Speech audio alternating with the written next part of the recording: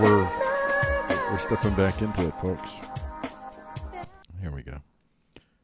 We're stepping back into it, folks. We're back into the shimmy shims, and I am having a bit of a difficult day today, health-wise. So I'm going to do my best, and I'm going to push through. I've got all the symptoms of Coronaville, except I go through, well, basically, I don't have a fever right now, but I have the dry cough, and I have issues with my solid not being solid. I'll just say that, and I've got issues. It's a bad day. It's a bad day, but I gotta say, it's not a high pain day for me, even though it's bad in other ways. So, but I got one of those weird migraines going on.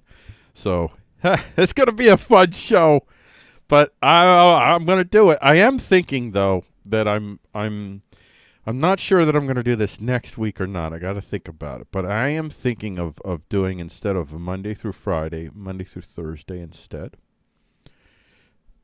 Well, for a number of reasons, doesn't really matter why, but I'm thinking Monday through Thursday instead of Monday through Friday. I might end up doing that. I'll still be putting something out. I'll still have a show on Friday, but it'll probably, I don't know.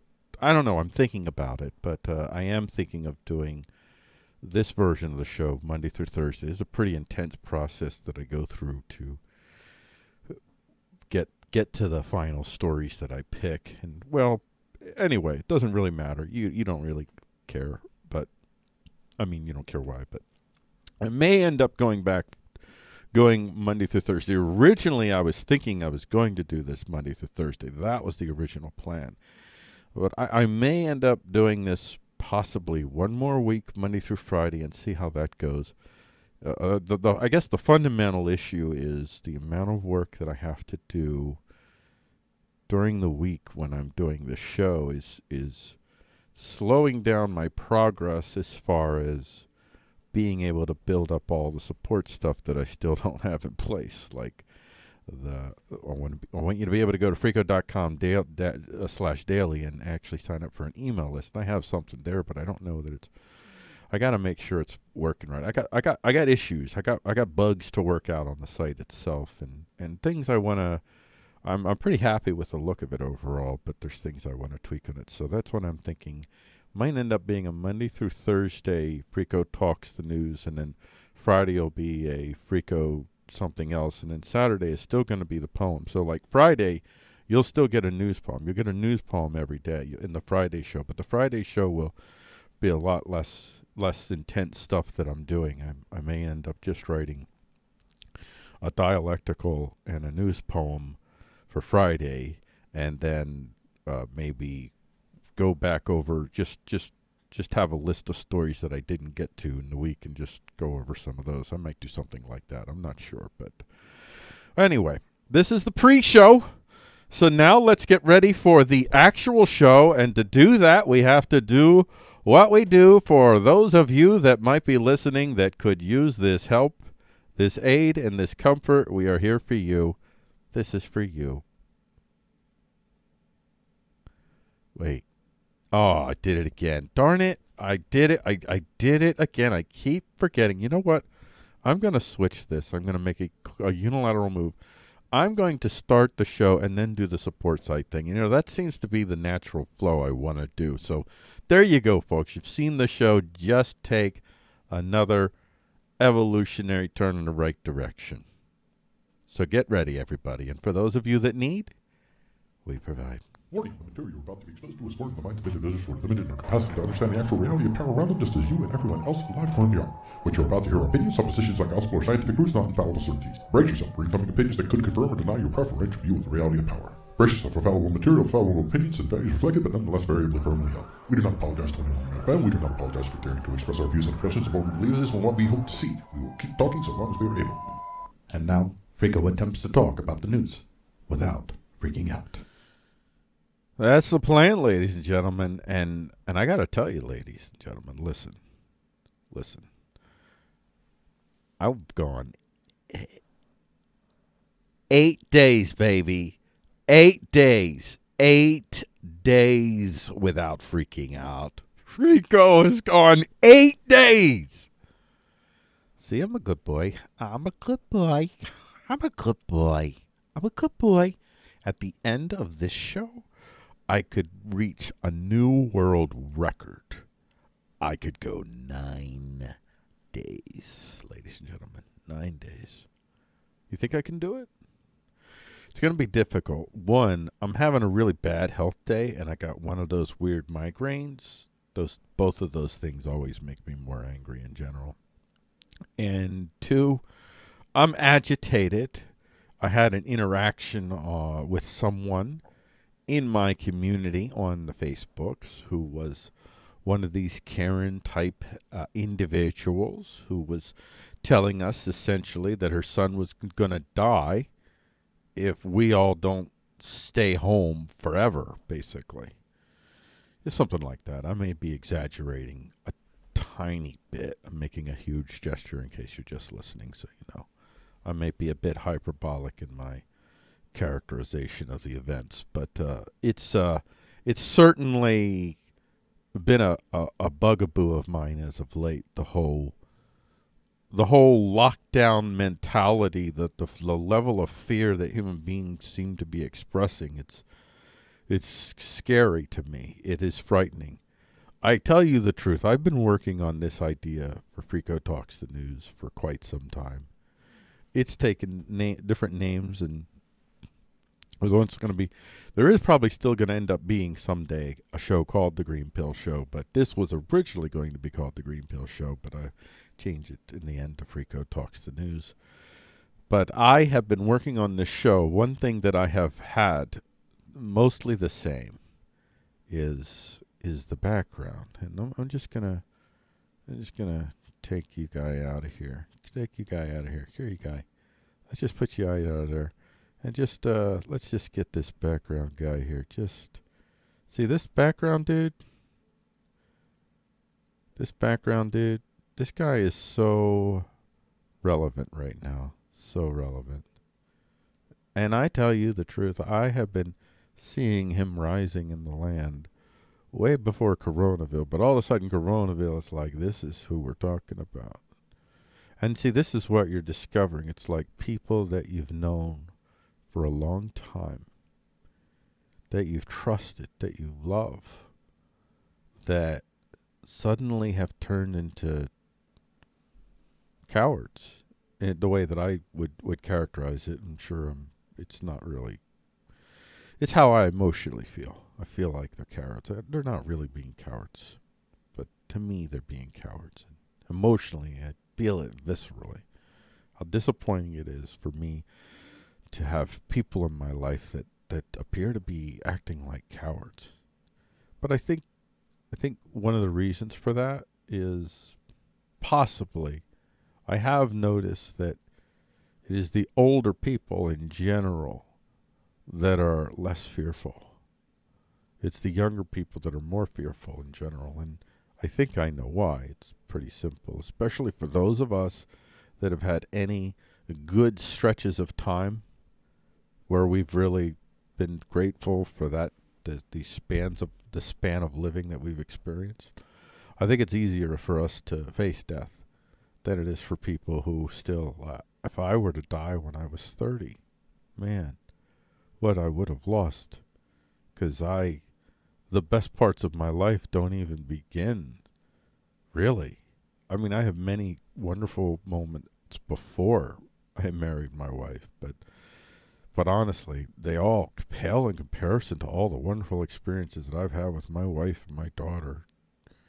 Well, with my wife for 18 years and my daughter is now 15, and that whole span of time and that experience, wow, I can't be anything but grateful. And maybe that's all it is. But anyway, emotionally, my problem is I don't have a problem necessarily with people who are fearful of this virus, who are fearful of dying and want to lock down and not take any chances.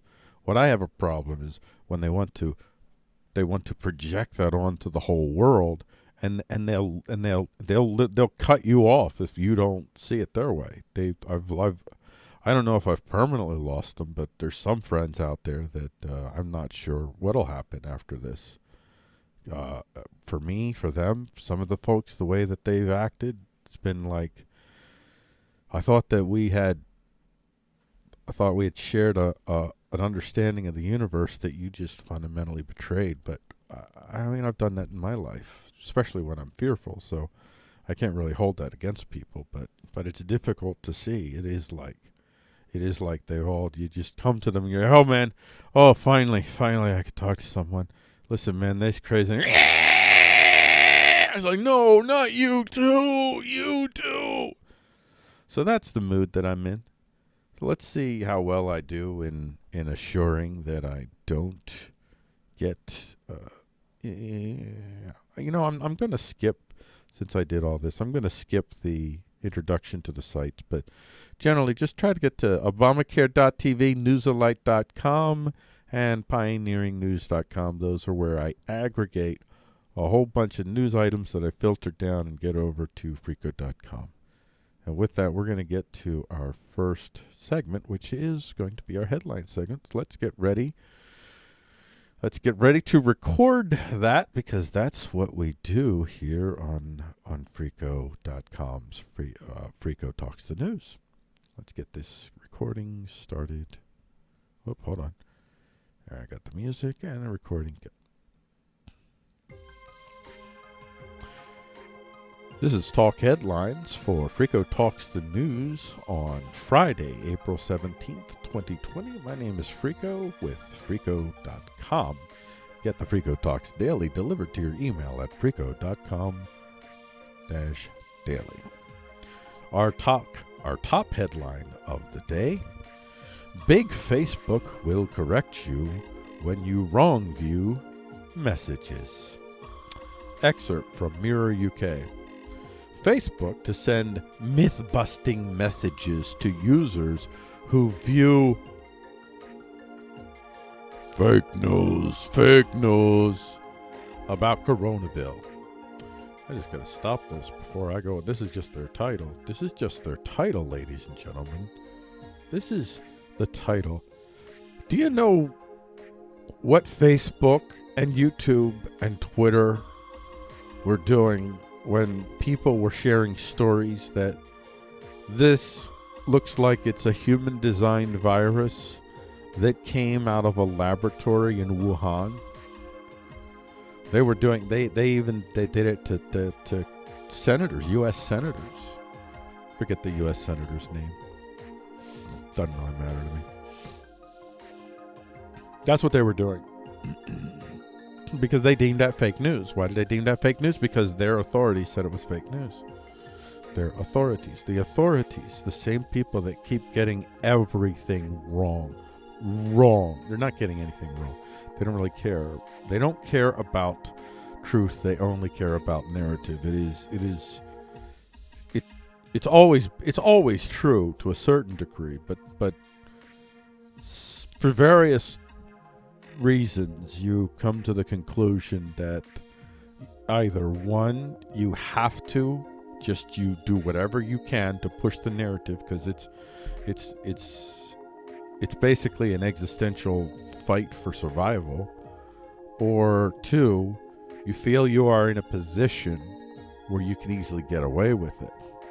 Now, I do not believe that they believe at all that they're able to get away with this anymore. So I think that this is just desperation. This is a club. This is a coalition of billionaires, fundamentally, behind an admixture of top political operatives, whatever you want to call them, senators, Congress members, and there's Republicans and Democrats in on this, and that group is about ready to be just soundly exposed for what it has done. This doesn't just touch Democrats, all of you Trumpians out there. This touches Republicans. This touches Republicans at all levels of government. Democrats, all levels of government. These are human beings, many of which are still in leadership positions today on both the left and the right. A decision that started roughly around 1990, when George Bush, when he basically, it became understood that the strategy of opening up China's markets was not actually going to be beneficial to America in the long run. That if the end goal is to democratize China, that China would be able to utilize the free market while still sustaining its absolutarian control of the populace, in essence, whatever words you want to do. They would have, to stop the commies, whatever. So somewhere around that time, what they discovered also was, listen, we can make a lot of money. China is a burgeoning market. We can make a lot of money. So at a time when they realized that the free market was not going to end, was not going to democratize China, they all went in. And they all started to make deals with China. And as China grew in power, China started to actually make conditions back. And they found in Americans a ready audience more than willing to submit to China's wishes. The NBA, politicians, Google, Facebook, Twitter. I don't know about Amazon so much. I don't know. I don't want to say Amazon yet, but I'd be willing to bet yes. I'm sure they're all in. Oh yeah, Amazon actually. Amazon gets tons of crap from China. What am I kidding? Of course Amazon. All of these folks, the same folks that have been this coalition of companies that have decided to wrap themselves around the social justice authoritarian vehicle of power. And I want to make sure I'm not talking about social justice. So if you're a self-described social justice warrior, there's a fair chance I got no beef with you. I'm talking about social justice authoritarianism. And I know for those of you that listen to multiple shows, I repeat this, but I never know if somebody's watching just once, they haven't heard it. I want to make sure I make that distinction, because I try to be as open and welcome to everyone as I possibly can. Everyone in the entire universe. Not really, but really. So it's there's authoritarian versions of Christianity, authoritarian versions of Islam, authoritarian versions of communism.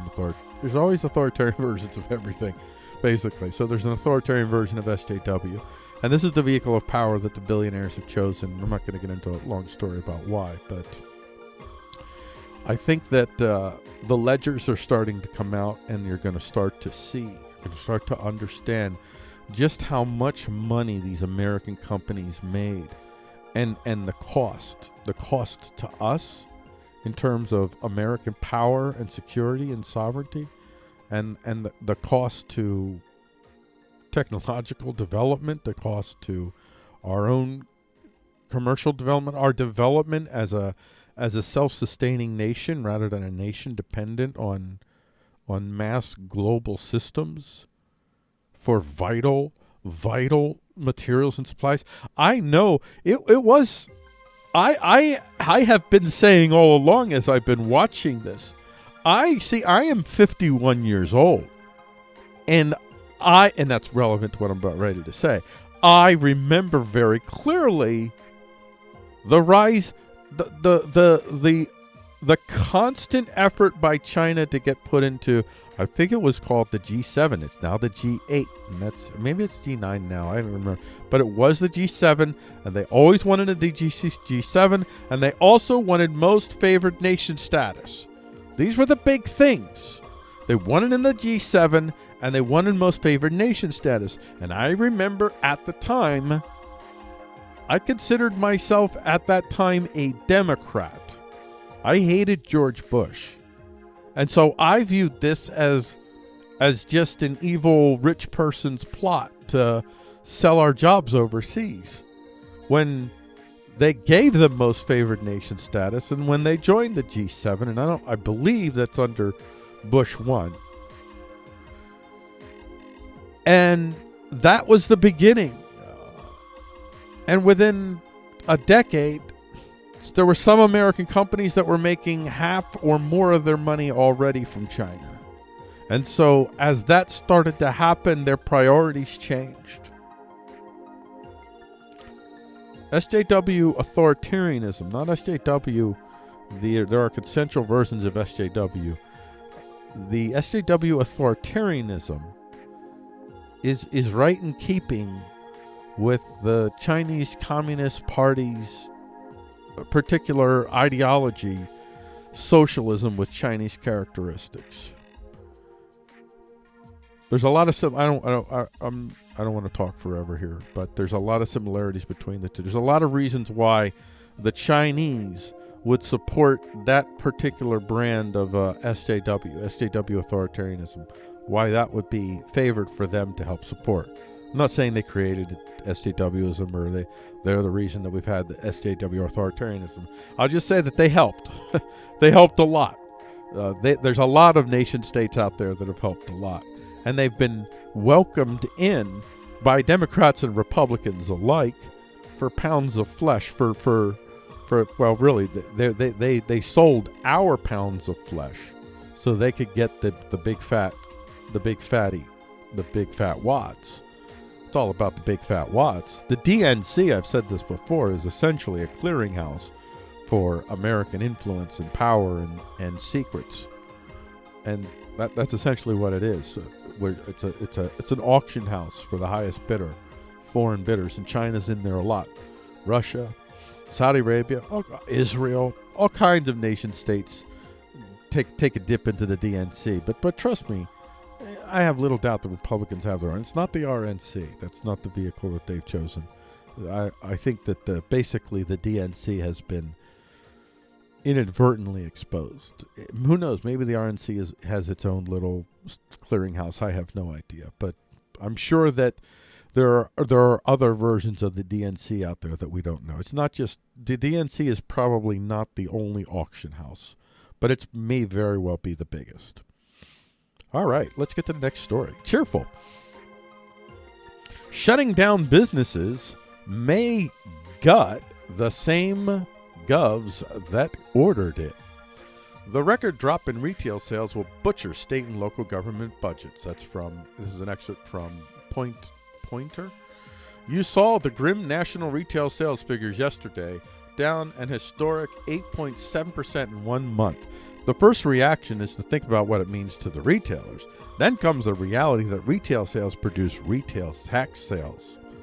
Washington, D.C. and 45 states levy sales taxes.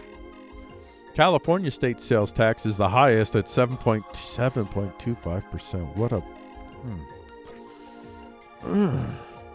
Followed by Indiana, Mississippi, Rhode Island, and Tennessee, which all have a 7% state sales tax rate. The fact is, local governments have seen, or should have seen, the tsunami coming.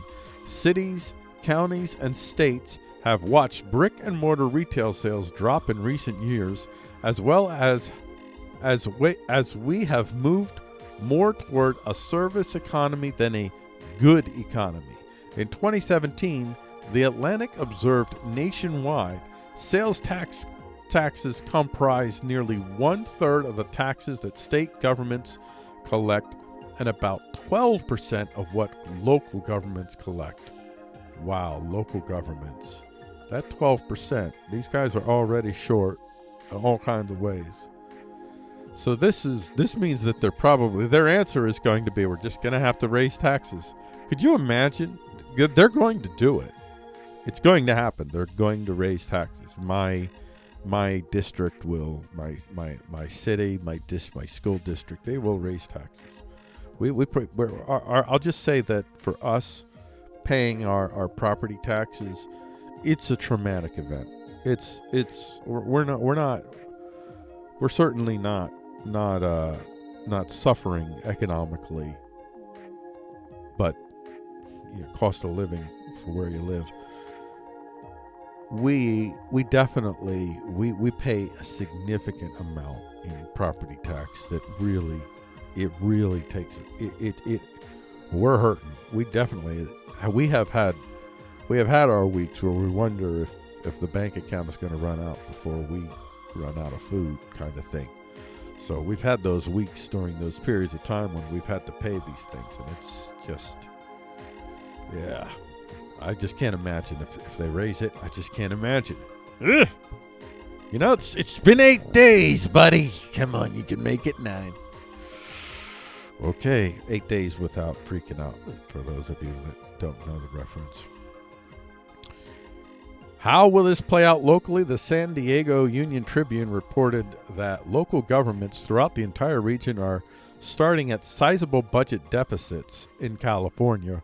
Proposition 13, which passed in 1978, severely restricts how much local governments can take from property taxes. So sales tax. Wow, in California, it's really going to hurt because they can't do what they're going to do in my area. They're just going to jack up the property taxes. And that'll be that. Amazon to get in-house Coronaville speed test. This is an excerpt from the Shade Room. Jeff Bezos announced Amazon is developing its own Coronaville test for its employees. According to CNN, Amazon has started to develop a Coronaville test for its employees, which he says will also help restart the economy. In his annual letter to shareholders, Jeff says the testing is needed to both keep people safe and help get the economy back up and running. He says in order for that to happen, the country needs vastly more testing capacity than it currently has. I kind of agree with Bezos here. Bezos has assumed a team of Amazon employees to create the new Coronaville test. He says Amazon will begin testing small numbers of employees soon. Well, the quicker you can get on that, the better, because Amazon has been one of my essential lifelines for certain types of materials. You know what? I don't have any viewers, so I'm not risking anything. I would recommend the Easy Mac and Cheese. Get the ones that have the packets. Don't get the cups. The cups are good. These are better. Get the packets. They're really cheap. You can get $11, like $12 for 18 of them. So I've bought a couple of boxes, and it is a family favorite, and we treasure them. We don't have a lot of them because you only get so much at a time, but they have been truly magnificent. These are Kraft Easy Mac and Cheese. I highly recommend. This is not a paid promotion, so I'm hoping if Amazon can get that maybe some of that Easy Mac stuff will get back in line, start to see a little bit more filling out. So I'm all for this. I'm all for testing in general. I'm not for anything mandatory. I'm against all the mandatories. I'm against all the mandatories. None of this should be mandatory. We're adult human beings, and we'll use social shaming for people that are blatantly doing dangerous things. I'm not talking about people walking out in the park by themselves. You see a few kids hanging out, you just kind of, kids, like, come on. What the heck? But if we had testing, let's get that testing out there. Let's get that in-house testing. Let's email me. Wow, I don't think they could do that. Mail me my Insta test. Let me do it myself. We'll all do our Insta test, and we'll all, they'll be really cheap in La La Frico Wonderful Land. So we'll just do that.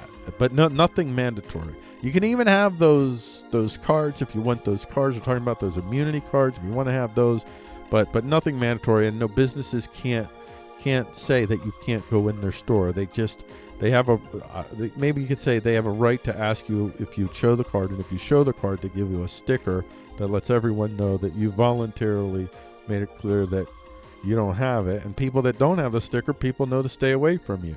We don't have. Everybody thinks everything has to be mandatory. It doesn't. There's so many ways that we can do so many things without even making it freaking mandatory. The overwhelming bulk of us will be adults. The thing is, the jerks are going to be jerks.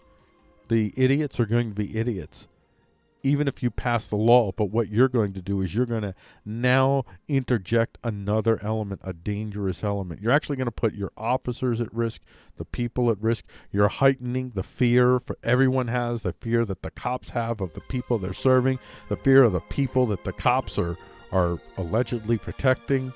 It's just not good. It's just bad. It's just bad. I am not against some degrees of significant degrees. Like I don't want to see the NFL saying we're going to have stadium-filled stands right now. I would be 100% against that. I think that's a step you could say, nope, not that. I think it's the 10 or more is a good.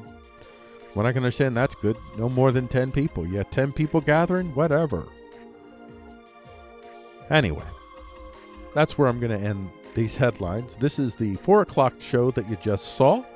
Or if you're watching Frico Talks the News segments on Aktiun Batza, ACTIUNEBAZA, our YouTube channel. Be sure you subscribe there so that you can get all the excerpts without all the filler that I put in between, even though the filler is genius. It's comedy gold. It's genius.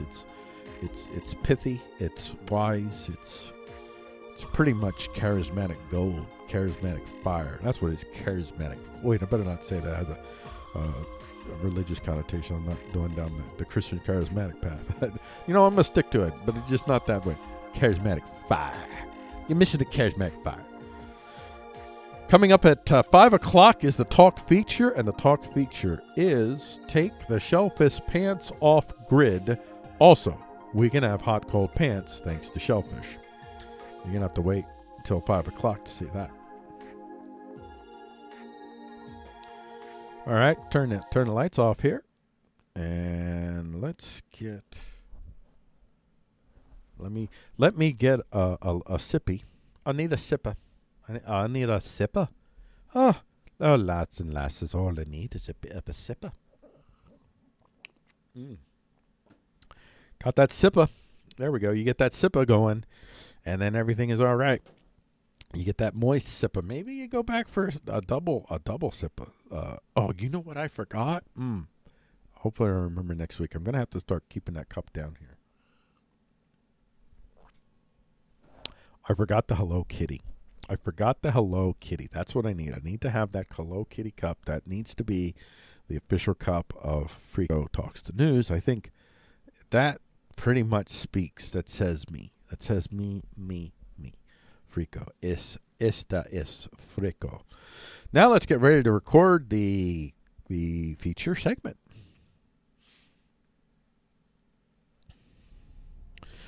This is the talk feature for Frico Talks the News on Friday, April 17th, 2020.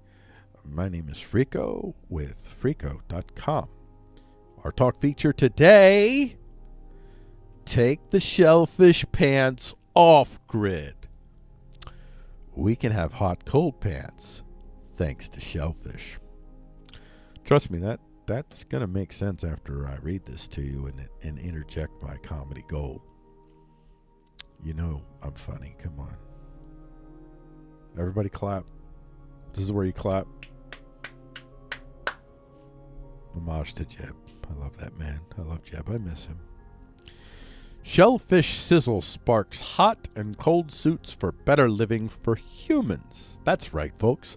The next wave of clothing will be able to deal with any thermal environment with an intelligent response that will render for the user a constant preferred temperature experience wherever they shall wander. And all of that is thanks to one heroic species of all species. If this thing goes as planned, and I am wanting it, I'm wanting it hot. I think you do too. Come on. The noble self, ShellFish.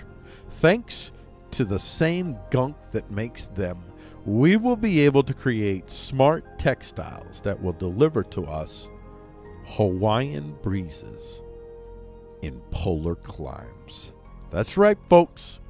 You flat earthers. I know you guys. You gotta be. Don't be letting me down. I know you're gonna drive on up there to the polars, and you're gonna drive on out till you get to the polar wall thingy. You're gonna want to be comfortable. You're gonna have shellfish pants and shellfish shirts and shellfish gloves and shellfish masks and shellfishies. You'll be a shellfish person, and you'll be feeling like you're on the beach, rolling around in the sand, which is the snow. The only part that won't help you, though, is that they do attract polar bears. So there's a downside to them in that you will die. You will die. So don't wear the. Don't go to the poles. Don't. You'll get eaten by polar bears. That's the bottom line. New textile could keep you cool in the heat, warm in the cold. Researchers reporting in ACS Applied Materials, this is from Science Daily. Researchers reporting in ACS Applied Materials and Interfaces have made a strong, comfortable... What the heck? I'm sorry for a second here. I just saw something weird out the corner of my eye, and it may have been a bug. It may have been a big bug. Let's just hope it was not a big bug. Unless it's a tasty one, because there's... Never mind. Researchers reporting in ACS Applied Materials and Interfaces have made a strong, comfortable fabric that heats and cools skin with no energy input. See, that's the key. That's the key. That's what makes it possible. Smart textiles that can warm or cool the wearer are nothing new, but typically the same fabric cannot perform both functions. Stupids. These textiles have other drawbacks as well. They could be bulky, heavy, fragile, and expensive. They could explode. They could set your hair on fire. They could steal your identity and rob you of all your money and spend it all on spam. It happens. Don't ask me how I know. Many need an external power source.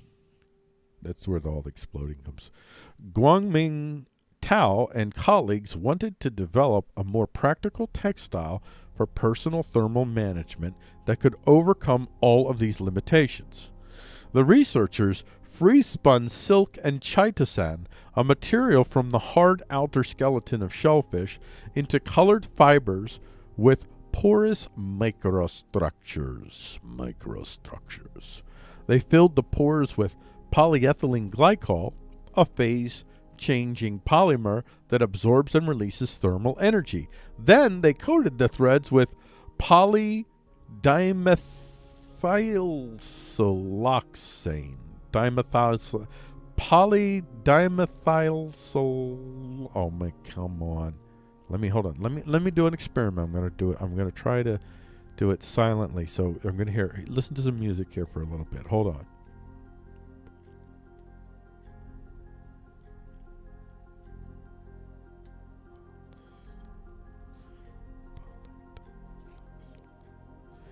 Polydimethylsiloxane. There you go. Polydimethylsiloxane to keep the liquid peg from leaking out. Oh, the liquid peg. Man, the liquid peg. The liquid peg. There's a band name for you. You got to go with that. Somebody get that going. Get that out there. The liquid peg. The liquid peg. The liquid peg. That would be the type of music, kind of German techno. German techno with a modern alt vibe. So a little bit of a echoey, dissonanty, and a couple of record scratch thingies, a couple parts that maybe are played a little bit dissonantly or slightly out of key or slightly out of rhythm, whatever. Just interject little things like that. There you go, the liquid peg. The liquid peg. The liquid peg. Okay. The resulting fibers were strong, flexible, and water repellent. To test the fibers, the researchers wove them into a patch of fabric that they put into a polyester glove. And then they dropped... Oh, okay, here we go. I've read a little bit more here. The Cliff Note version of what follows is this. The person putting the globe... That's a cool typo. That's one of those things that's hard to miss because you don't get the little... I have a little spell check, whatever thing is. Like, you don't get the red line. So those are the typos that are hard to catch. Putting the globe in hot and cold extremes was able to experience a consistent, it's really comfy temperature thanks to the shellfish gunk, the free-spun silk and chitosan. The patterns are everywhere that reveal the magic of the laws of physics, and they are heavily, as we have long understood, reflected in nature. Sometimes one need not understand why it works. Just by mimicking nature's patterns, we can make breakthroughs in everything from flying to kicking soccer balls. As usual, let's hope these patterns, as they are discovered, aren't locked down with IP chains behind government guns. See, that's the key. Again and again, this is the key. Take the shellfish pants off grid. I want my shellfish pants. I want off-grid shellfish pants. These are shellfish pants that have no IPs attaching them to anyone, that I can create, I can design, I could use my AI buddies to help me. I can punch it in and then bada boom, bada bing. After maybe a day or however long it would take for it to print out and get. And maybe I have to do some things to kind of condition or whatever afterwards, and then I get my ShellFish pants, and then they're off grids and they're just mine. They're all mine. They got my head, my thoughts. They're not owned by Disney. I don't want to be owned by Disney. So there you go. Take the ShellFish pants off grid, literally, to the place where local pants makers can make their own ShellFish pants without doling out that dime to one citadelian straddling an empire of colonized minds. That's my idea, is my dream, is that we have empires of citadelians, except all the empires are really, really, really, really small. They're like, some of them might be a city block.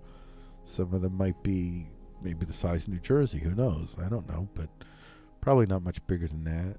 And that would be an exception. It probably wouldn't be the size. I think New Jersey would be too big for the empires that we'd be talking about. You'd have confederations of empires. I'm sure you'd have regional affiliations and whatnots, but still, bunches of empires. That's what we're talking about. We're talking about a land where everyone can make, can design, can develop, and can print their own pair of ShellFish pants that no one else owns, that no one else has the ability to monitor, to own the data of, to track, to contain, to capture the thoughts that created it and put them behind an imaginary firewall that's really, in the end, a line of guns and missiles and tanks and bombs that will protect them from us.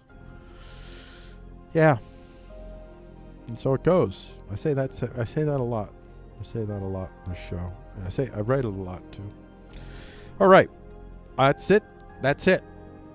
Optimally, you're supposed to let these things go at least 11 minutes, and I failed to do that. And I need to make this go 11 minutes, but I don't want to just fill it out with useless banter. Like, that would be stupid. So I'm not going to do that. Instead, I am going to probably talk a little slower. No, I'm just going to end it. Oh, wait, I'm going to crack. I forgot. I got to do the end. I will make it past 11 minutes. I will. That's right. I'm glad I remembered. This has been the 5 o'clock show. The feature has the talk feature. 5 o'clock show coming up next. The 6 o'clock show is the talk focus, which is also the halfway point of Frico Talks the News. And if you want to watch us live stream, go to dlive.tv/Frico, Freeqo, and we live stream Monday through Friday, 12:30 p.m. Eastern Standard Time. So we'll see you at 6 o'clock with the talk focus, and the top focus is going to be dreaming of a new you is now real. Thanks, science!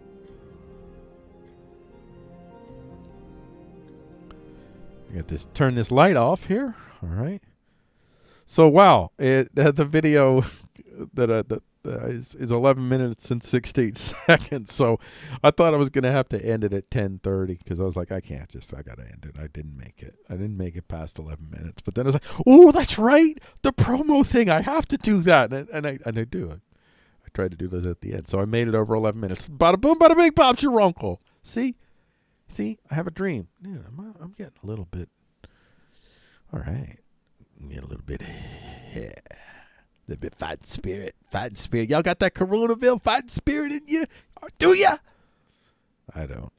I mean, I do, but I don't. But I'm going to get ready to do the last segment of this half of the show before I get to take a break. No, I have to take a break because I never want to take a break because I love talking to you guys. I love you. No, I do love every one of you, but not in the way that guy just said. I don't even know who that guy was that showed up, but he's not coming back. Oh, yeah? Oh, crap. All right, well, hopefully he doesn't show up a lot more. Talk focus. This top talk focus is, well, I got to record. Whoa. Slow down there, partner. I'm trying to race ahead to get to the break. I'm not trying to get rid of you guys. Not trying to get rid of you guys, man. Never do that. Even though I feel like crap, I never do that. And I may have to. Never mind, you don't even know about that. All right, this is the Talk Focus for Frico Talks the News on Friday, April 17th, 2020. My name is Frico for Frico.com. Our top Talk Focus is Dreaming of a New You is Now Real. Thanks, science! Take this device home with you. It's okay. Just place it over your head and just do what you naturally do. Sleep. Do this for 20 days. And by the end of 20 days, with no effort on your part other than to just sleep, we will make of you the person you wish to be. Just fill out this menu of options and we can assure you we can make of you what you want to be, literally, in and through your dreams. Don't you want to sign up? You think it sounds far-fetched? Is that what you think? You think I'm shining you on? Oh, well. Well, this isn't science fiction. Well, it's science theory. The gang at MIT are dreaming of ways to enter into people's dreams with the intent to therapeutize them. Therapeutize is now a real word, by the way. It wasn't, but it is now. Excerpt from Truth Theory. Scientists at MIT are building devices that can hack your dreams. I had to itch my nose. I had to pause to itch my nose. And we do it live, so you get the nose twitching. A group of MIT researchers are developing a dream hacking device which could allow users to manipulate their dreams in order to improve their lives. Research has found that dreams may contribute towards memory consolidation as well as mental and emotional health. Scientists at MIT's Dream Lab have the goal of taking that a step further. They want to show that dreams are access points to deeper levels of cognition and that dreams can be manipulated for the positive purpose of improving a person's waking life. That is always the case, isn't it? But once again, it's not the tool, it's the user. So if the intent of the user is what they say, this is awesome, I want this, I want to have the tool that I could just hit my menu of items and be like, okay, what do I want to be? I want to be a badass. Is there a badass button there? Badass. You hit badass button and 3 days later you're in jail and charged with first-degree murder, and you actually are not guilty, but it's not through lack of trying. That's what ends up happening. That'll be how that story ends. I'm just saying. I'm not going to belabor this point too much. I'm going to move on to the next story here. China's age of consent problem. Yeah. You see that 14? Yeah, I didn't pick that just at random. I picked that for a reason. Thanks to a recent scandal in China that managed to make it to the viral level of the zeitgeist, some people are considering maybe raising the age of sexual consent to something higher than the current number, which is 14. Side note, totally unrelated. China had that whole one-child policy until very recently when they changed it to a two-child policy because liberty finally landed on their shores. Woo! No, they realized maybe all these olds with all these freaking youngs, with these few youngs, might be problematic. Notwithstanding their trepidations and still adding too much to their numbers, they decided to hold on to allowing their people a much wider range for sexual consensual China says consensual exchange. Seems I don't know. Seems I want to call it problematic. Also, it's a little inconsistent. You don't want to have babies, but then just saying. A little weird. So what is there's like what is like? I don't know. What's the average age? Average age. Never mind. I'm not going down the rabbit hole. Never mind. Discipline, folks. Discipline. You have to have it. And if you don't have it, you don't have it. And if you have it, you have it. This is sage advice here. Anybody could say this, and idiots will think they're smart.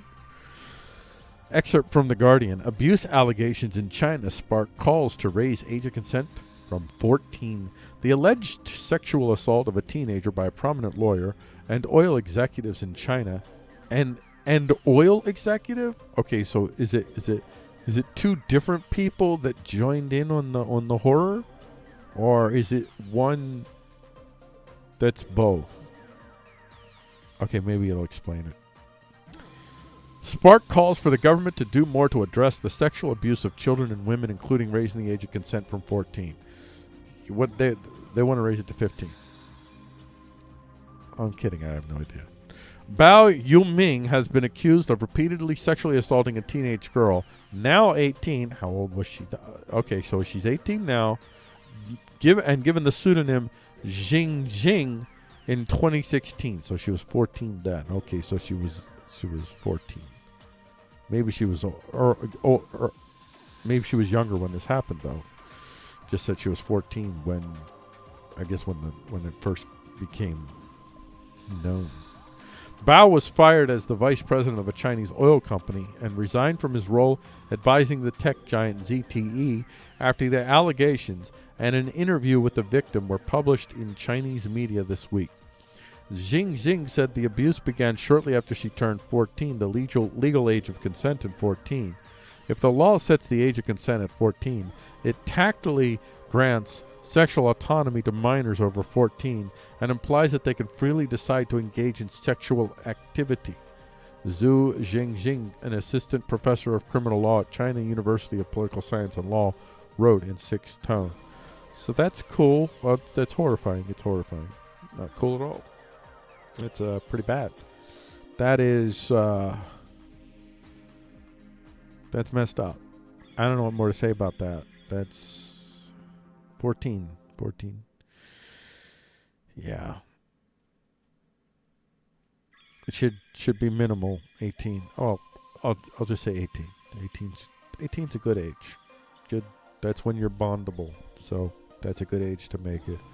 I understand that 18 is, some people probably should never be able to give consent on anything, but some people, maybe they have the capacity to give consent across a wide variety of forms before the age 18. I wouldn't even specify anything, but I would say that's they're so rare, there's so few the exception that 18 is just, it's a good you have to have an arbitrary age, because governance-wise, there's no way of trying to figure out when someone has moved into a consensual place.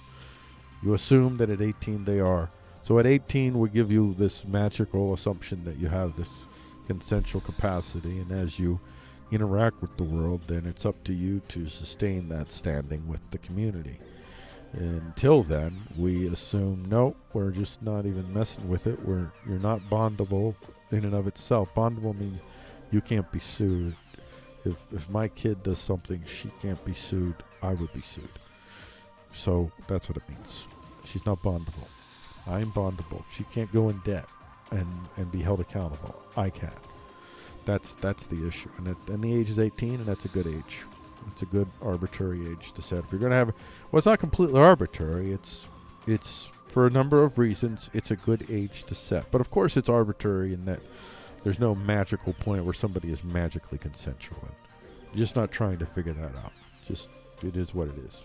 So I would hope maybe China would figure that out, and a lot of girls would at least have some level of protection that they don't have now. Can you imagine how easy it is to manipulate a 14-year-old child to have sexual relations with you, especially if you're in a position where they totally worship you, or even if they don't worship you, if you're just in a position of authority that they know that their safety, their well-being relies on you. Yeah, I think that's pretty horrible. That I didn't realize that existed in China. 14 was the age of consent. That's rough. That's pretty rough. I would say any American company that is dealing with China, you have all these companies that they're throwing in with, they're calling it anti-LGBTQ legislation that is aimed to prevent transgenders from participating in certain sports. And I'm not saying I understand what's going on. I don't think it's I think there's definitely anti-LGBTQs that will support these bills for anti-LGBTQ reasons. There's a lot of reasons that a lot of other people support these bills that it's nothing to do with how they view LGBTQ as far as you live in your life, but they have other issues that aren't being addressed, and so their only recourse is to essentially, if you're essentially only giving them two choices. It's either you totally accept everyone and you have no consideration about the full connotation, the consequences of machinations and figuring out fact and fiction, any of that, or you just say they can't play in the sport. It's much easier for them because that's all people know. They're hammer nailers, so the hammer nailers, they want to pass the legislation, but characterizing it as anti-LGBTQ is demonizing a whole group of people who have real legitimate, and you're just dismissing them, and you're using your market monopolistic power to try to affect this social change on society, and it's tyrannical, it's fascistic, it shouldn't be allowed. It's one of the things that really helped me see just how much the market and the state are one. You can't really view them separately the way that I have for so long, especially when you're talking about markets in which the systems allow for concentrations of tremendous wealth. You have concentrations of wealth by multi-corporations that are larger than some countries, and the concentrations of wealth that they have enable them to have a disproportionate influence on whole countries, including the United States of America, because they don't have to match the budget of the United States of America to control it. All they need is a few $100 million at most to control the politicians that write the laws and to make sure that they have their regulators. It's their people that are writing the regulations. It's all one incestuous stew. Anyway, that's it. That's it for this segment. That is it for the headline segment. China, stop this. Stop putting all these people at risk. Just raise the age of consent to 18 and be done with it. This has been your 6 o'clock show on the YouTube channel, Action Batsa. This is the excerpt for Frico Talks the News. Coming up at 7 p.m. is the news poem for the day. And the news poem for the day, there's a lovely photo for you if you're watching that. Slaughter them to keep them alive. A Coronaville zoo story. That's the news poem that's on the other side of the show.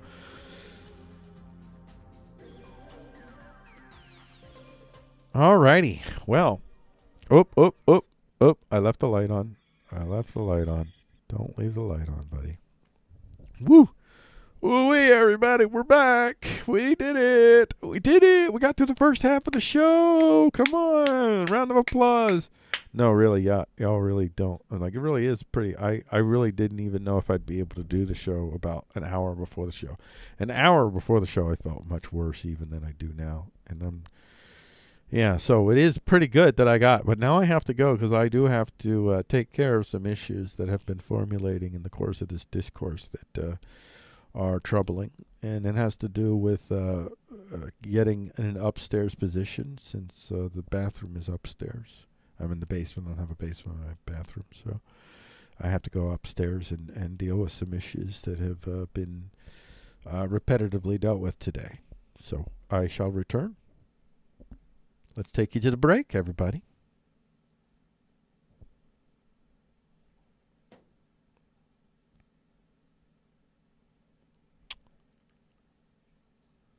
That's not right.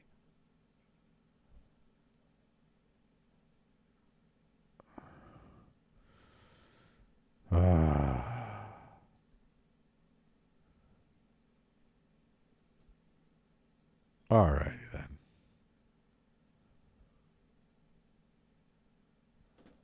Here we go. Now we're ready. Now we can go on break.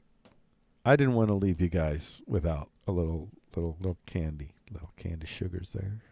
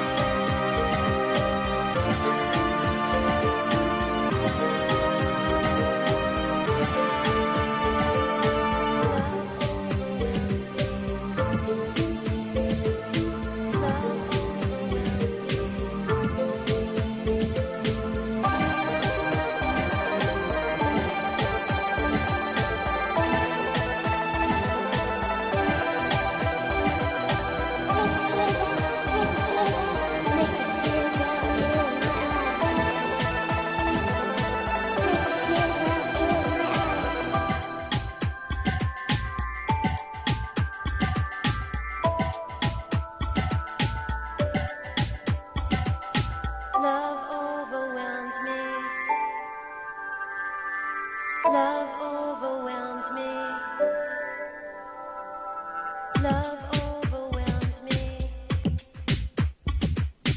Love overwhelmed me. Woo-wee. Yep, it does. It does.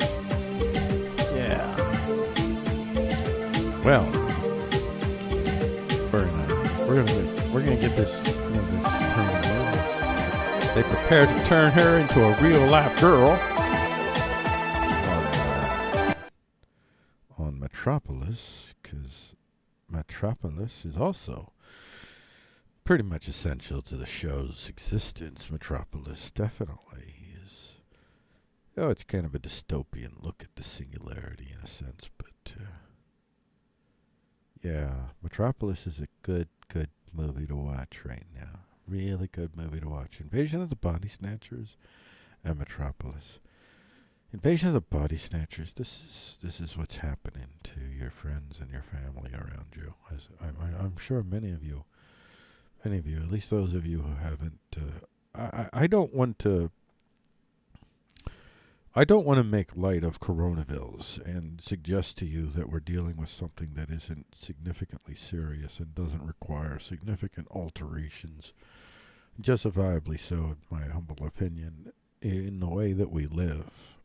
But the methodologies and the levels are so significantly out of proportion, and that so many of my fellow Americans, my neighbors, my friends, my family, seem to so embrace this and be willing to be part of turning people in, sharing petitions to try to get businesses shut down because they dared to stay open in defiance of Malols. Even if you don't think it's for Malols, you just want to shut them down because you don't think businesses should be open and running, so we should shut them down. I believe Coronaville is a real threat. I don't believe that it ever was nearly the threat that at one point, I mean, so many of us are flying blind as far as what's truth, what's fact or fiction. We do our best to try to surmise, and I was willing to entertain the possibility that this was something that we should significantly be prepared for. This is going to be very, very difficult to deal with, and a lot of deaths. And now I'm kind of a mind that Coronavilles was significantly hyped. Maybe I'm going to say Coronavilles was hyped maybe 3 or 4 times more than it should be. But even if it's only 1/4 of what I thought it was going to be, it's significant enough still to warrant a lot of changes that we have seen. But I don't countenance any of the mandatory ones. When it comes to what they have to do to their ventilators, although I'm talking about the orders that have to do with telling people that they have to do this, they can't do that, telling businesses that they should shut down. There's methodologies and ways that we could see that the vast majority of people will shut down, and especially if you offer people incentives to shut down. You're gonna pay this money. You know what? When you get the money, when you stay home. Do that. Pay people to stay home. Don't mandate that people stay home. Don't turn your neighbors into spies that are turning people in and just conditioning them to accept that type of behavior from their government and to accept their role in that government, because now they're becoming government officials when they do this, when they become spies and they turn you in and go, quarantine, flatten the curve, flatten the curve, flatten the curve, flatten the curve. That's what they become. And then there's no talking to them, because then they go into child mode, and then they just want to call the police on you. And you just have to get the heck away from them. Get as far away from them as you possibly can. And yeah. Say a little prayer for them. Hope they make it through. But they're doing a lot of self-harm. All right. So before we move on here, I am going to actually, you know what? I'm going to change this. I have this thing set up here. You don't need to see that. There we go. So I have this That's the wrong place. So I have this thing here, and I'll play that later. But it's not even right. See, that's the thing. That's why I know it's wrong. But anyway, I got this thing here. I'll move this over here once, and I'll show you briefly what we're talking about. I can move you over here. There you go. So, yeah, I'll do this later. I'm not going to do this right now. I'm going to do the news poem now because that's what I said I was going to do. And homie don't play in letting people down. I'm not that kind of person. I'm not a down letter. Are you a down letter? Because I'm not a down letter. I'm not a down letter. That's what I do. Let's get back to the poem. Let's do the news poem. Get ready to record the news poem. Are y'all ready to record the news poem? Because I'm pitching it live right now. Uh-oh. You know what I must have done? I left the light on. Last time I was in this room, I left the lights on. All right, ready?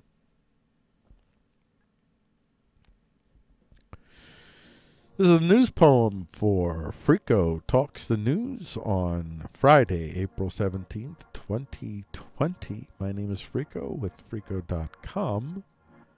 That's FREEQO.com. And our news poem for today is Slaughter Them to Keep Them Alive, a Coronaville Zoo Story. Selfish choice, in a manner of speaking, may be occurring for some zookeepers and workers around the world as teams gather to decide who lives and who dies if it comes to having to feed the animals with your own animals. That's the grim potential reality looming across the land. And of course, I decided this would be the news part of our news poem for the day. News first, poem follows. Here's an excerpt from BuzzFeed News. German zoo may feed some animals to others due to coronavirus closure. A zoo in Germany made international headlines on Wednesday after its director said staff may be forced to feed some of the park's animals to other animals as they confront possible financial ruin as a result of the Coronaville. Tierpark Neumünster, who sits between Hamburg and the Danish border in Germany's north, has been closed to paying guests since March 15th as a result of a government order to shut down non-essential businesses in the country. Director Verena Kaspari told the German press agency and the Die Welt newspaper that as her zoo struggles to feed its roughly 700 animals amid the financial fallout, they have drawn up emergency plans that involve some tough decisions. Oh man, really? They got 700 animals. And this is really the worst case of all, if I no longer have any money to buy feed, or if I should happen that my feed supplier is no longer able to deliver due to new restrictions, then I would slaughter animals to feed other animals, she said. Dang it, she would literally, man, look at that. She could be looking at one of her buddies that she just had to. But the lions are cute. They're cute. They're adorable. But, not up close. Nope. That's a nope. That's a nope. Nope. Although there are some people. I don't want to talk about the Tiger King, okay? No, I don't. I don't care. I don't care that you care. I'm happy that you're enjoying yourselves. It's fine. But no. Tiger King, it's lovely. It's wonderful. I'm glad all of you are happy. I'm glad you have a hero or a villain or whatever the case might be. I respect your heroic villainy, whatever's. But no. I'm here for this. I'm here for the news poem. Slaughter them to keep them alive. A Coronaville love story. Drugs dripping from headlines. The big T's, the numbers that tell narratives, not truths. Meanwhile, tucked out of the way of the locked down in Coronavilles are cages with hungry beasts unmet by curious, touristy eyes. The drugs tell us we are fine. Then they don't, depending on the station you're on or the faction that the talker belongs to. Same story. The drugs drip from the headlines. Rescues that fade into the backseat of Russian conspiracies and Chinese horrors. We're all mixed on our own memes, where Harambe, F in chat, gave his life for the scene, for the display, and we cheered. Coronaville snickered in bemused sanguinity, aware of what was to come. Lions eating the lowliest kind of the zoo to potentially hope. If enough beasts live, the touristy eyes will return. That life will return to normal, they say. You can never go back to the zoos. The lions will lay down with the goats and eat them. And the zookeepers will weep for each and every goat. Amen. The song goes on. Throw another goat on the rocky bank of the lion's den.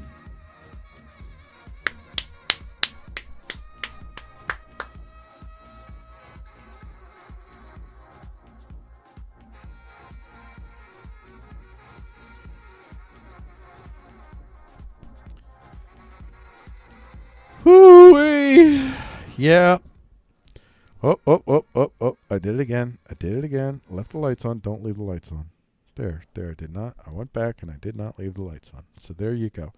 See, that's the one thing I think I said this in yesterday's show. When I do these shows, then when I do that segment, I like to do that stupid ending. I love it. It's great.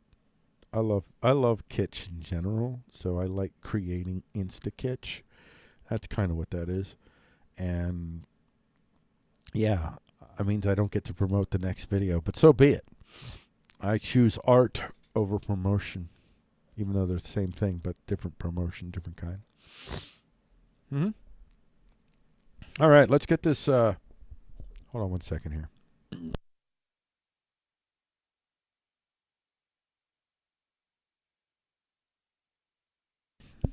I had to clear my throat of the detritus that had captured in the back of it due to prolonged, exasperating bouts with wordage of my own doing. So I have nobody but to blame but myself. I am not here to blame anyone else. I won't call the cops on you. You know, that should be the theme of the show. We will not call the cops on you. That's a pledge that I will make. I will not call the cops on you. There you go. That's what you know about me. Let's get this talk brief recorded here.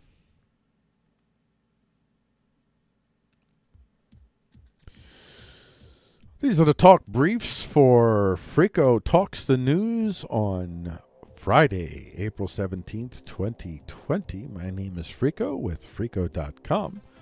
And our top brief is Made Men Make Coronaville a Nicer Place in Italy.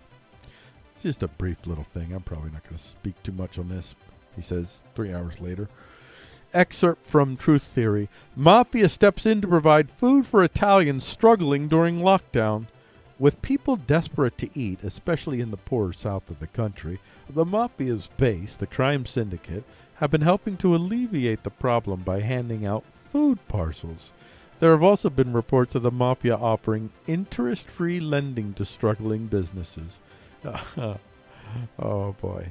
Italian authorities strongly believe there is a sinister ulterior motive at play. The Italian Minister of the Interior, Luciana Lamorgese, said the Mafia could take advantage of the rising poverty, swooping in to recruit people to its organization. I don't think it needs a whole bunch of new people into its organization. That doesn't make sense. I don't know. I think the Mafia is like, yo, man, we're legit. They're cementing the blind eyes is what they're doing. Blind eyes. I see nothing. I have no idea. Man, literally, he was shot right in front of you. You're literally sitting here. You have the soup that has been knocked into you from where the body fell back that was standing right in front of you. You're literally like you saw right in front of you where you literally still have part of the blood of the brains. He's your father. You've loved your father, and you literally nope. I don't know. I didn't see anything. What? Something happened to my father? I didn't even know he was sick. That's That's what this is. So this is blind eye. This is the blind eye campaign. That's what this is. Herpa-derpa. They're not recruiting. They don't need a bunch of people in the mafia. That they don't want a bunch of mouths to feed. If everybody's in the mafia, then nobody's in the mafia. Come on. Idiots. I think that's all I'm going to say about that brief. That actually was a brief. See, that's actually like that is how briefs were really supposed to be, and who knows, eventually I'll get back to it, but for now I'm not too worried about it. We'll see where it flows. And then these, I'm just going to read the headline, and I'll see whether I want to read more or whether I want to don't read more. We'll see. First of its kind experiment uses diamond anvils to simulate the Earth's core. This is from Science Daily. I'll read the first part of it here. In an effort to investigate conditions found at the Earth's molten outer core, researchers successfully determined the density of liquid iron and sound propagation speed through it at extremely high pressures. They achieved this with the use of a highly specialized diamond anvil which compresses samples and sophisticated X-ray measurements. Their findings confirm the molten outer core is less dense than liquid iron and also puts values on the discrepancy. I don't know what I cut off. That's the end of a sentence, though, so I don't know what that means still. That's all I'm going to read from that. So basically, hey, guess what? Guess what? Guess what? We could totally do this. We could totally drill to the center of the Earth. Get Jules Verne. Get Jules Verne. We're going. We're going in. We're going taking his book with us for a guide so we know what to expect. We're going to design the ship so that it's like meets like whatever threats Jules Verne's told us. We're prepared. I think it's a good plan. I'd get on that ship. I'd go. Would you guys go? I'd totally go. Because now they found the wonderful whatever anvil thing. I think the anvil thing really just showed them what the Earth's core. But I'd like to think that it becomes the drill somehow. It's going to become the drill. It'll be the drill. It'll get there.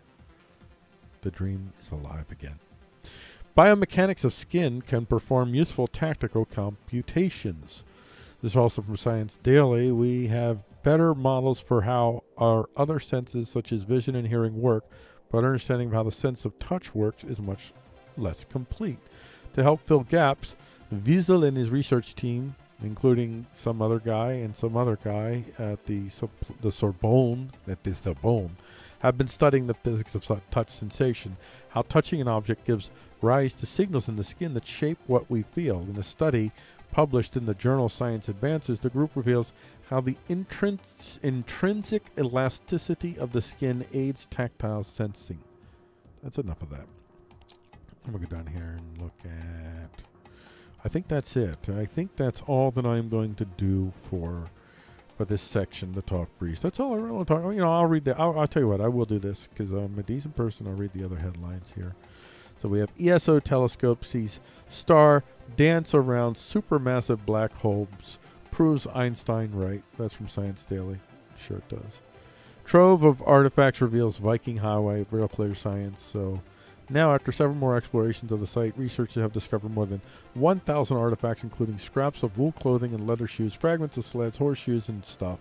A new analysis of artifacts from the ice patch published in today in the journal Antiquity offers new information about how this mountain pass was used over time and some ominous clues about why it is eventually abandoned. Yeah, the Stay Puft guy got loose, and that's where he got his start. That's where the legend was born. Before Ghostbusters, he devastated the land, of course. That's terrible. That was a terrible year. You don't learn about that in college. It's in his. You don't learn about that in history books. I'll just say that.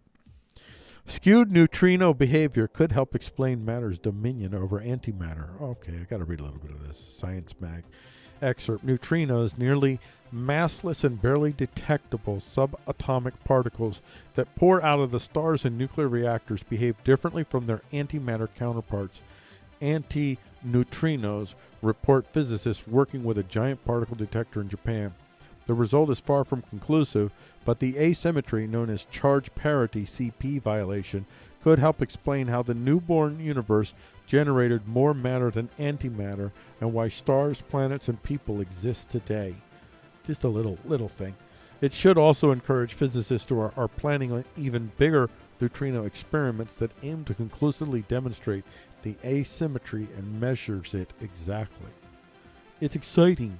Yeah, it is, said Patricia Vale, an experimental neutrino physicist at the College of William & Mary who was not involved in the work.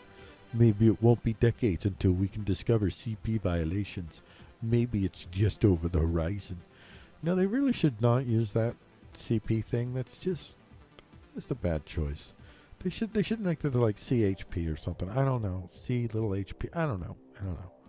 Just not a good choice. Not a good choice. I think I won't say anything more about that. But this is exciting stuff, fascinating stuff. We can get to figure out what. Yeah, maybe we'll get to the balance of power. Why? Why is matter kicking antimatter's butt, and what happens if suddenly antimatter turns the table on them? You know, when in World War I, when that triplane came out by the Germans, they started wiping each other out. They were dominating, man. They were crushing. That's like where we're at right now. If there is a war between matter and antimatter, right now matter's got the triplanes early on in the war. You just better hope, man. Better hope the antimatters don't get their sop with camels and turn. And then the next thing you know, we aren't we. I'm just messing with you. This is the end of the week, and I'm tired, and I want to go to bed. And I'm going to end this segment. This has been the 8 p.m. segment. This is the 8 p.m. segment. So we have looming ahead of us. I'm going in the wrong direction. I want to go in this direction. The 8 p.m. segment, we have the Dialectical coming up. This is the last segment of the day. The 9 p.m. show on Aktu and Batsa here on the YouTubes. And the Dialectical is going to be Fallow, Shells, Rotting Fields, the Coronaville Shuffle. That's what you have to look forward to on the other side. Ooh, man. Yes. Okay, yeah. Whoa, yes, I'm a tired puppy, ladies and gentlemen. I got one more segment to go for the whole week, and then after that I gotta get the videos ready. And then when the videos are done, you know what I'm gonna do? I'm gonna just go to bed, because I think whatever I'm dealing with, man, I am fatigued. I'm not gonna lie to you. I'm a little bit flustered. Do you want to listen to the gulp or not listen to the gulp? All right, you want to listen. Okay.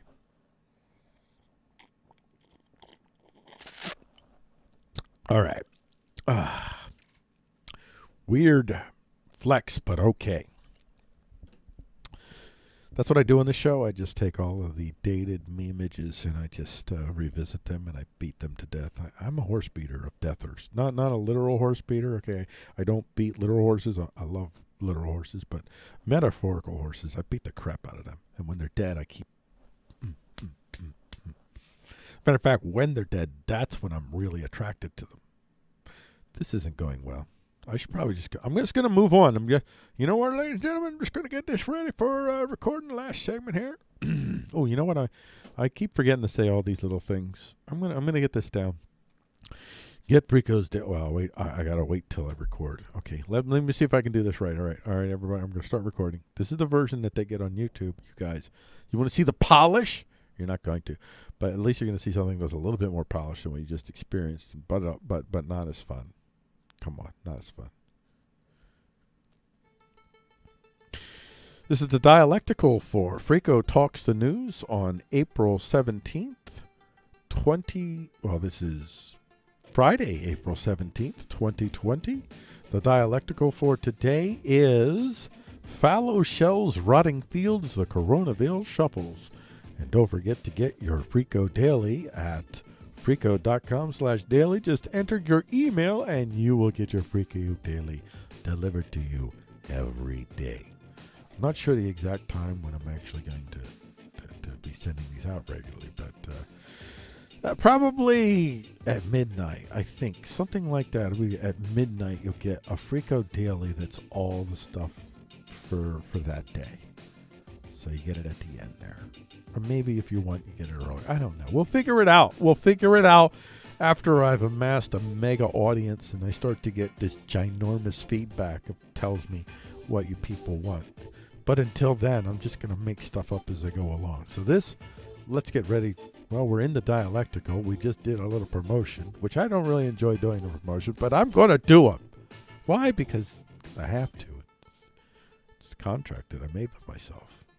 Can't violate my own contract. I'd have to sue myself, and I'm a ruthless litigant, so I would never go against me. Wouldn't do that. That'd be terrible. I'll be in court for the rest of my life. I mean, definitely. So here's the Dialectical. Fallow shelves, rotting fields, the Coronaville shuffle. The folks at Popular Science are trying to figure out why some food rots in warehouses while shelves with hungry patrons lay fallow. The article, excerpted below, seeks to understand how all the various moving parts that might not seem so obviously connected might lead to this fallow versus rot reality we are finding ourselves experiencing in Coronavilles. Here's an excerpt from Popular Science. Why farmers are forced to let food rot during the shutdown while others go hungry. While vegetables are left to rot, food banks are struggling to meet the needs of the hungry. In a survey by the nonprofit Feeding America, 98% of food banks reported they were having increased demand for food assistance during Coronavilles. However, bridging this gap between farm supplies, farm surpluses, and food bank shortages is not straightforward. At the heart of the situation is a highly specialized food supply chain that can't easily pivot to supply, donations, or retail. It's the end of the excerpt. Okay. Now, I want to do some interjection here. The article is somewhat pointing out that different parts of the market that serve other parts of the market, when they are diminished, end up affecting all parts of the market. In this case, our food supply chains are dependent on various types of food markets to keep the customers and buyers connected and flowing. Any human adult that has taken any time to contemplate the nature of our market composition would have understood long ago the rocket science epiphany being laid out in this article. When you slay a cobweb at just the non-essential parts, you still damage the whole web. The more non-essential parts you jab out, the more the whole web collapses, all the essential parts included. But when you live life by slide rules, hammers, and nails, you fail to see past the clean, elegant solution that can be done in a quick manner versus the deliberate approach to preserving the whole freaking web after the wind blows through, so to speak. So here's more from the article. The biggest shift that happened is when they shut down restaurants, except for those with fast food and delivery options, says Dawn Thilmany, an agriculture economist at Colorado State University. Normally, about 50% of food produced goes to the wholesale market, which commercial kitchens buy from. Now, Thilmy says that an estimated 75% of the wholesale market is gone. Gone. And the excerpt there. When the wholesale market dies, it puts wholesalers out of business, which puts wholesale providers out of business. What the folks fail to realize who knee-jerk the whole shut it down or we's all gonna die tactic is when you do that, you just might be leaving the survivors considerably more than expected a corpse to come home to. As for those of us who love milk, this particular bit right here, another excerpt from this article, is very troubling. Dairy has been perhaps the hit the hardest. Andrew Novakovic, an agriculture economist at Cornell University, says it's normal for milk producers to dump some of their produce as demand fluctuates, but that trashed milk would normally be just 0.3% of the total supply. Now, he says industry estimates suggest that somewhere between 5 and 10% of milk is getting pitched. Meanwhile, it's in our household at least, milk is it's It's not a regularly supplied commodity at present. The untangling, and that's the end of this excerpt, the untangling of the who's, the what's, the why's, the when's, when this is all said and done, should, by all rights, crumble empires and leave us to our own 3D printers and mesh networks to just ignore the corpse, sweep it away, and rebuild in ways that we never allow ourselves, across the planet, at the smallest community levels, to be at the whim of such leviathans that would do what they have done, leaving all of us horribly vulnerable for the sake of more. And I think that's going to be the end of this dialectical part. And I'm going to thank everybody who joined us on the YouTube channel, watching all of the excerpts there. You're missing out because you should be watching the live stream version of the show on dlive.tv/Freako. If you're not on DLive, get on DLive, and be sure to follow Freako on DLive. Otherwise, why are you wasting your life? Just get there, get it, and get it in quick. Don't forget to tip your Freako at freako.com/tips. We will see you tomorrow, Saturday at 12:30 p.m. But that is going to be Freako Talks the Poems. I think that's what I'll just. I think I might say Freako. I don't know, Freako's Poems or something. Oh no, that's right. It's going to be called Freako's eye chap. So this is our little eye chap. So an eye chap is like a little mini chap book, a mini digital chap book, a chap book of small volume of poetry. So this is the 5 poems. So that's what you can see tomorrow then. So be sure to stay tuned, because that'll be showing up 4 p.m. to 9 p.m. The poems will be released off, or 4 p.m. to 8 p.m. the 5 poems will be released. Whew. So for the rest of you, I have something more for you. I am not quite done with you, and I am ready to go over to this right here. So this is talking a little bit about what it is that I have been kind of referring to, designing. Now this I do these things all the time just for fun, but I did this one just recently, and I thought I'll just use this. So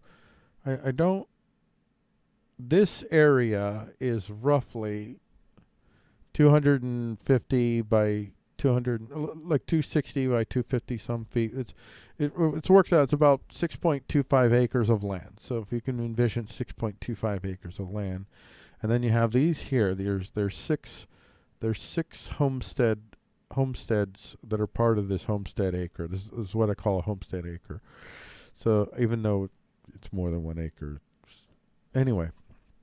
So the homesteads here, their lots, they're about, I believe, 80 feet by 150 feet, so pretty decent lot. And the building itself is 32 feet by, 42 feet, but that's because it has 1 foot thick walls, so we want to have that full space.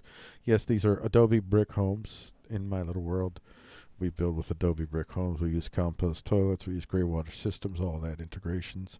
So there's parts of this land that you're sharing with your neighbor, like this area right here. There's about 40 feet between you. You guys share that space. You share that space. You guys over here, you get a little bit stuff here, but you're sharing. You only get half the space, because then the other half kind of belongs to this area, which belongs to everybody. All these outer areas, this belongs to everyone in the group. And then here we have our, everybody's going to have their own pond, essentially it's a pond cistern, it's aquaponics. So you've got over here, you've got some sort of vertical farming, hydroponics thing going on. This is whatever you want to put here, as far as if you want to have a little, whatever utility type stuff you want to put there, or fun stuff, whatever fun stuff. These are different places that you guys can choose to build whatever you're going to build there to share as this tiny little community. This community is going to be about 60 people. There's going to be about 8 to 12 people in these homes, and I'll show you that in a little bit. And then you get more farming up here. Now some of this farming and vertical farming is actually, especially for this up, actually for all this up here, this is actually intended right here. This is your microfactory over here. And this is your space for people from outside if they want to come and park, because right here is your shop. This is where you sell the stuff that you make, and you're providing your own resources. You're a little bit self-contained. You're not like, yeah, you're not, yeah. That's the idea is that this is the way all of us would be structured in some way. Not in this exact model, but kind of along this line. And so you go here. This is what your lot could look like. Here's your house here. There's your parking lot there, your driveway, whatever. Then you have your area here. This is vertical farming, vertical hydroponics farming.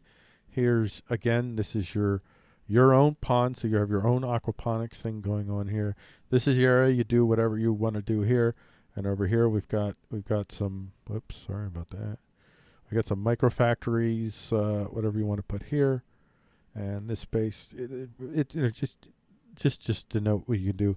This space right here, for instance, just to give you a mind, this is 32 feet by 20 feet is what this space is right here. So it's 32 feet wide and 20 feet long. So that's the space we're talking about here. Here's this space. This is probably outdoor fun play space, probably.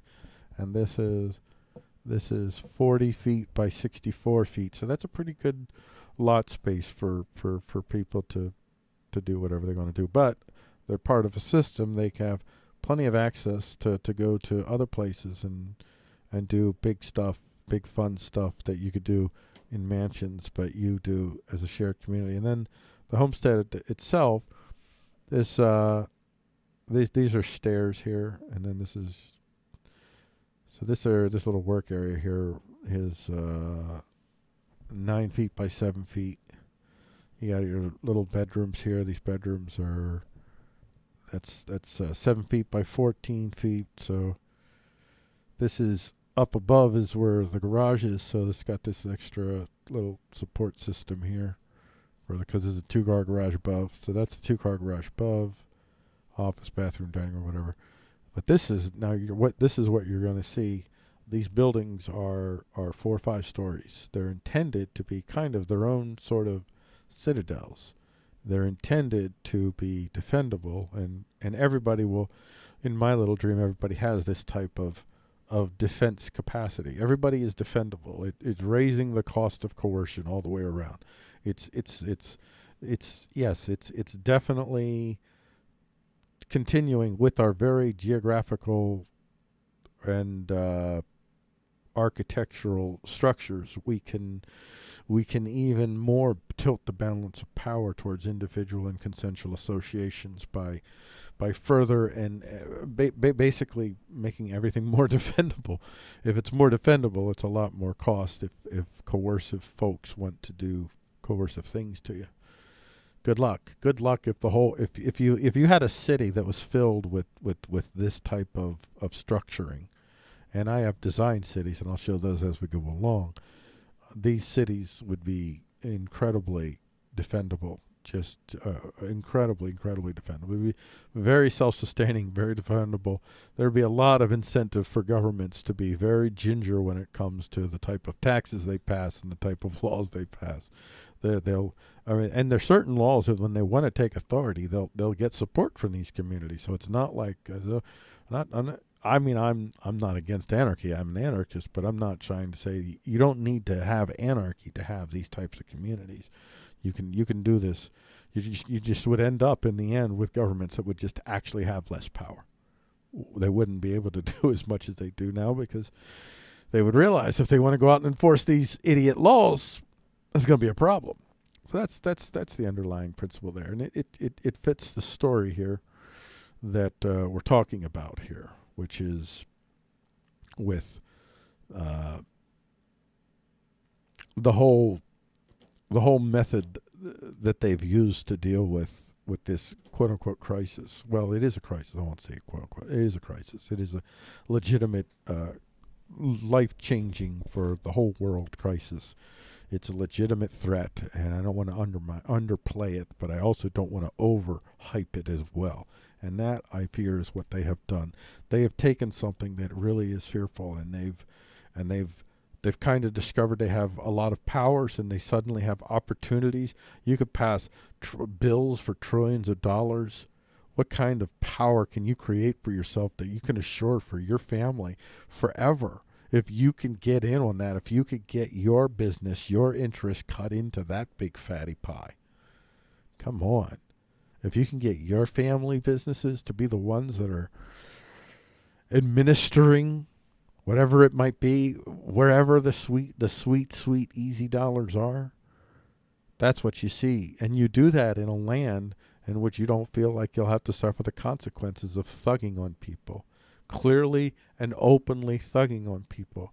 You don't do that in a land in which you look around and you realize that if you want to tell people to stay home and they don't, and then you want to try to enforce anything, if they're of a mind, now if they're of a mind that they all support you, that's one thing, but if they're of a mind that they don't, there's nothing you can do. That's the bottom line. Well, on that end, I think that I will wrap this up.